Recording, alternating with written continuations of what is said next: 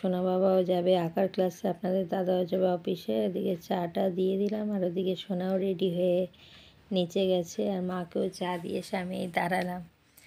যে বেরাচ্ছে সাইকেলে বসবে, তো ওই জন্য একটু আমি ওই ঠিকঠাক করে বস, যতক্ষণ না যায় ব্যাগ ট্যাগ নিয়ে ওর বসতে তো ধরে বস, এই টাটা করে এই বেরালো। একেবারে সোনাকে আঁকার ক্লাসে দিয়ে আপনাদের দাদা অফিসে বেরিয়ে যাবে। প্রভাত বন্ধুরা, পিকুস ডেলে ব্লগের এই আজকে বছরের শেষের দিন, 31শে ডিসেম্বর রোববার। এই সকাল আমি 8টা থেকে সারাদিনের ব্লগ চালু করলাম। বড়দেরকে প্রণাম, ছোটোদেরকে অনেক ভালোবাসা দিই। আশা করি আমার সকল বন্ধুরাই ভালো আছেন, আর আমরাও ভালো আছি। সঙ্গে থাকুন, সারাদিন দেখতে থাকুন। আর সমস্ত উঠেছি অনেকটাই সকালে, সেই 6টার দিকে উঠেছি। সোনা বাবা আঁকার ক্লাসে যাবে, আপনাদের দাদা ডিউটি বেরোবে, তো ওদেরকে চাটা করে দিয়েছি। ওরা চাটা খাওয়াও আমাদের হয়ে গেছে। এখন আমি বাবা যে আজকে তো ভিডিওটা শুরুই করিনি, তখন ভিডিও জাস্ট করে রেখেছি, সেটাই পরে আপনাদের সাথে আমি শেয়ার করে দেবো। চা করে দিলাম, ওরা খেয়ে দিয়ে বেরিয়ে গেছে। আর এখন তো আর সেই সোনা বাবা আসুক, তখন আবার ক্যামেরার সামনে আসবো। এখন একটু রেস্টই নিই, ঠান্ডার মধ্যে আর ভালো লাগছে না। আর স্নান ট্যান করেছি, তো মনে হচ্ছে আবার একটু শুয়ে থাকি। আর সোনা বাবা 9:30 আসলে তারপরে আবার ক্যামেরার সামনে আসছি বন্ধুরা। সোনা বাবাও একে চলে এসে এখন বায়না করছে, সকালে চা খায়নি, লিকার চা খাবে। এই জন্য মাকে আর সোনাকে দিয়ে দিলাম লিকার চা, আর আমিও দুধ চা খেয়ে টিফিন খেয়ে চলে আসলাম। আর এই যে মা পৌষ মাছ যাচ্ছে, সব মশলার কোটোগুলো ধুয়েছিল, এখন সব আস্তে আস্তে আমি এগুলো ঢেলে দিচ্ছি।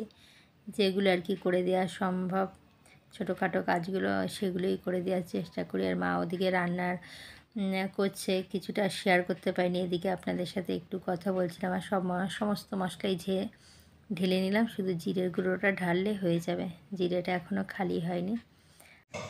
বন্ধুরা, এই যে চাটা খেয়ে এই বসলাম। আজকে খুব ঠান্ডা লাগছে, কদিন ঠান্ডা লাগছিল না, কালকেও বলছিলাম, আজকেও ঠান্ডা লাগছে। আর এই যে আর একজন রোজ বায়না, খেতে ভালো লাগছে না, যে খাবে না টিফিনও করিনি, আজকে মুড়ি জলও খাচ্ছে। আমি এখন খাচ্ছি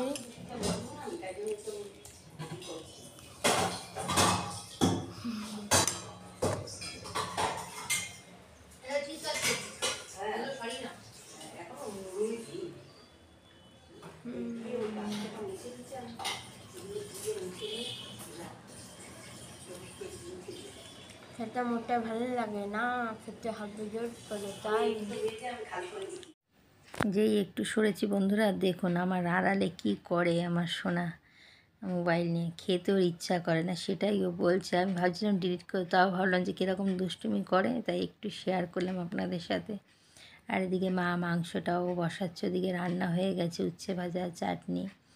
আর এদিকে যে গোটা গরম মশলা ফোড়ন দিয়ে দিয়েছে, মা এখন মাংসটা রান্না করবে। এই যে কড়াইতে পেঁয়াজও দিয়ে দিল।